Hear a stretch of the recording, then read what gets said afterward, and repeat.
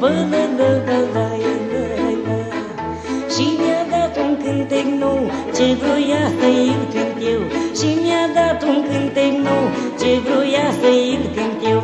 Mi l-a făcut mie anume și eu vreau să-l cânt la lume. Mi l-a făcut mie anume și eu vreau să-l cânt la lume. Haida, haida, bă-lă-lău, bă-lă-lău, băiatul meu. Haida, haida, bă-lă-lău, după tine-mi pare rău.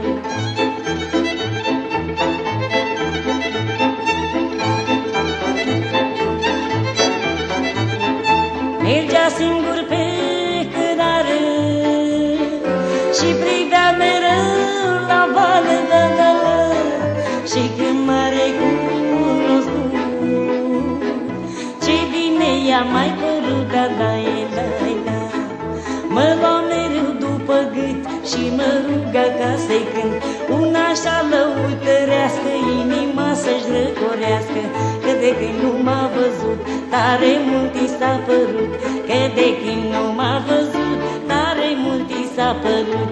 Haida, haida, bă-lă-lău, bă-lă-lău, băiatul meu. Haida, haida, bă-lă-lău, după tine-mi pare rău.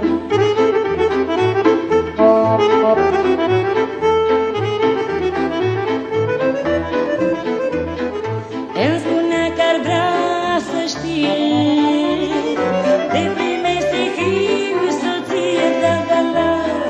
Că mă-stai zice mereu, bă-lă-lău, băiatul meu, da-da-da-da.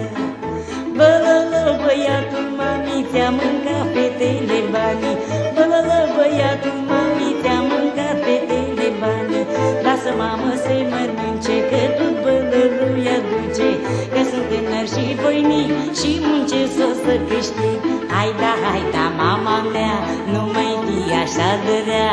Nu fi așa mânioasă, că ți-aduc onor în casă.